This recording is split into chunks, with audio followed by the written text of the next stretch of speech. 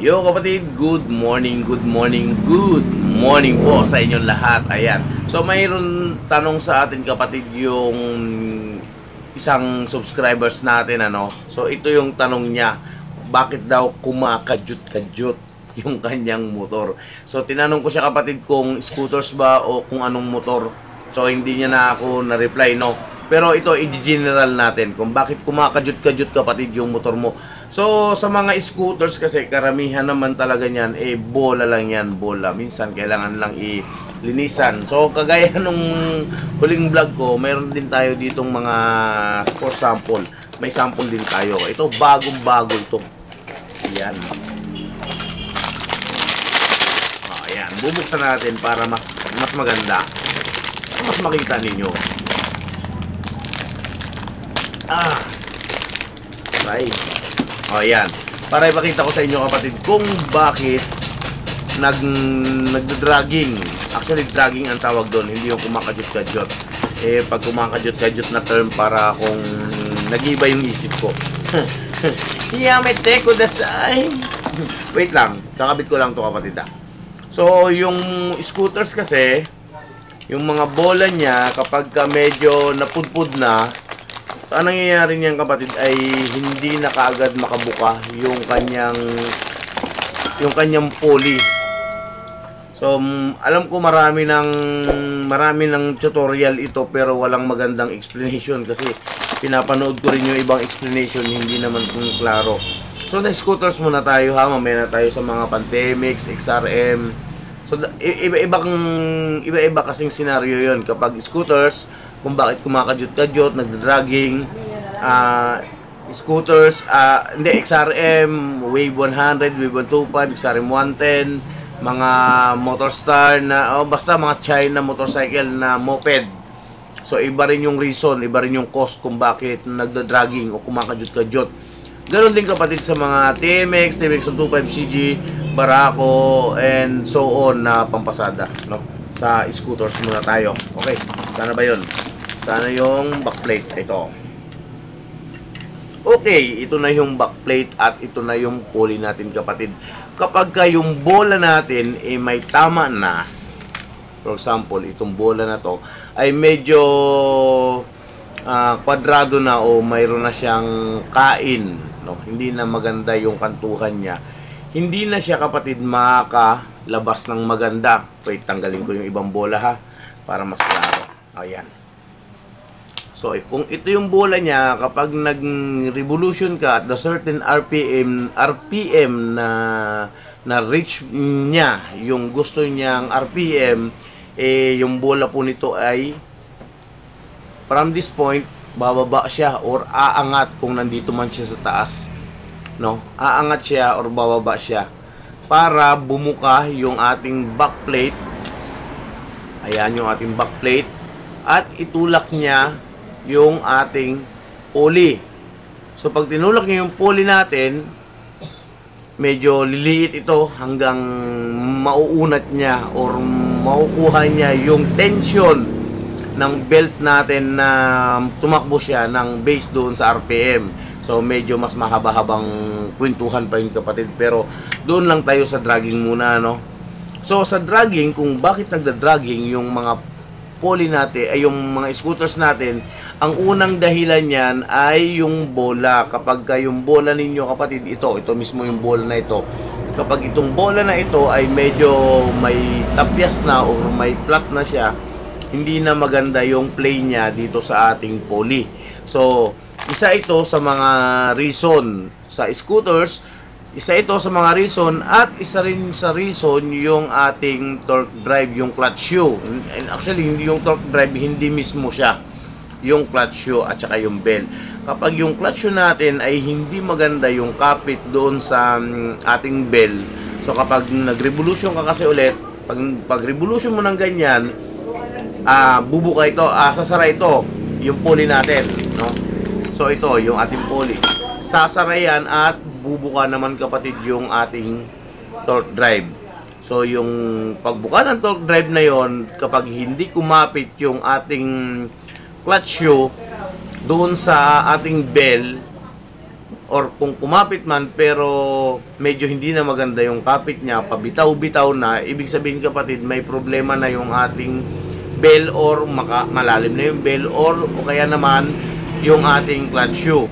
So yun ang nagkukos ng pakajut-kajut, medyo dumudulas-dulas yung clutch shoe natin sa ating bell. So isang sa problema yung bell.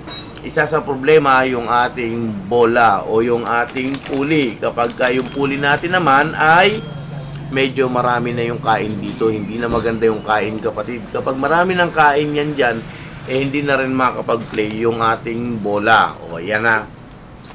So sa scooters, ang karamihan niya na problema ay yung fly ball o yung ating pulley. Minsan naman or kadalasan yung ating clutch shoe at saka yung bell. So okay na tayo doon sa scooters. Sa scooters medyo ito ay laging naramdaman. Yun lang ang pagkakaiba nila sa mga wet clutch, no? Ito kasi dry clutch ito eh. Walang langis yung clutch niya. So punta tayo kapatid sa mga XRM 125 at 110 or Wave or Motorstar na mga moped motorcycle, no? In general, moped motorcycle, yung mga maliliit kagaya ng mga basta 110 hanggang 125 na mga moped motorcycle. So ang karamihan niya na naging problema ay itong primary clutch. Kapag ang primary clutch nyo kapatid may kain na dito, may guhit-guhit na, may kanal na yan, ayan kapatid ay pwedeng mag-cause ng dragging or yung pakajut-kajut, no? O ayan.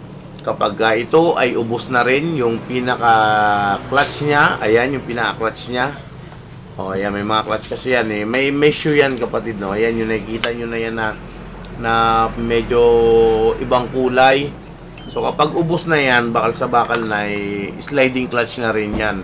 Kapag medyo na, ang mangyayari dyan sa kanya kasi ganito.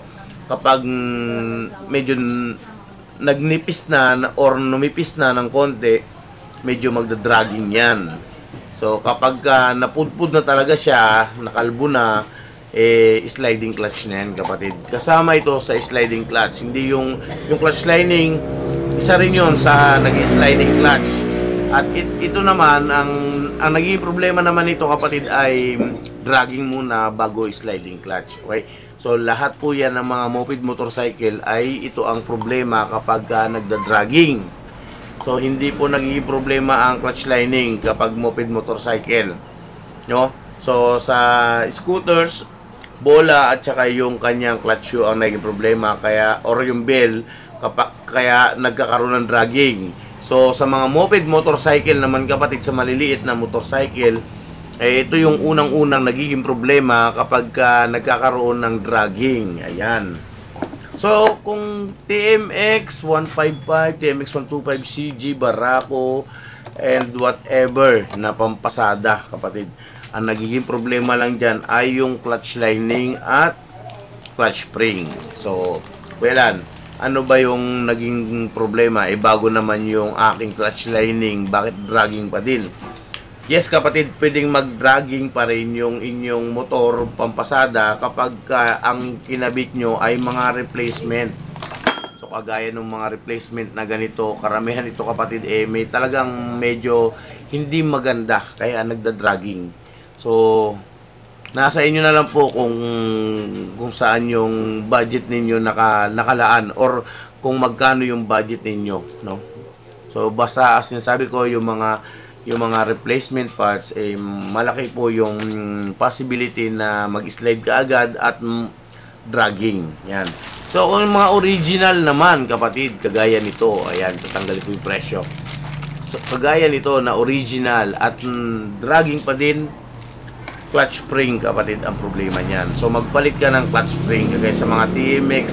Alam mo kasi yung clutch spring minsan hindi natin yan nakikita, no? Hindi natin yan nakikita, pero kapag nag-slide yung lining tapos slide na naman mga ilang linggo lang, kahit na maganda yung clutch lining na inilagay natin, so try nyo rin kapatid na paltan yung inyong clutch spring, kasi dapat nga yan sabay yan pinapaltan. kapag nagpalit ka ng inyong clutch lining, dapat pinapalitan din yung clutch spring. Kasi kaya minsan slide pa rin, or kaya minsan slide yung motor dahil sa clutch spring. Actually kapatid, minsan hindi naman dahil sa clutch lining, dahil sa clutch spring. Mahina na yung inyong clutch spring. So yung clutch spring kasi ang trabaho niyan para ipitin niya yung clutch pressure plate at saka yung clutch lining. Para ipitin niya. So kung mahina nang umipit yung inyong clutch spring, wala na yun kapatid. Kala mo slide na rin yung lining mo, or parang slide na yung lining mo dahil hindi na nga naitutulak ng clutch spring yung inyong clutch lining at inyong clutch plate. Kaya mas maganda na bumili kayo ng original, samahan nyo ng clutch spring na maganda, yung matigas, yung bago. Pwede rin naman yung mga replacement. Kasi sa base experience ko, yung mga replacement na clutch spring, okay naman, no? Pero siyempre, mas maganda kung original yung bibilihin ninyo. Okay? So, sana may natutunan at nasagot ko kapatid yung katanungan mo. Shout out sa iyo kapatid. Maraming salamat po. Hanggang dito na lang. God bless po sa inyo lahat. Ingat po kayo.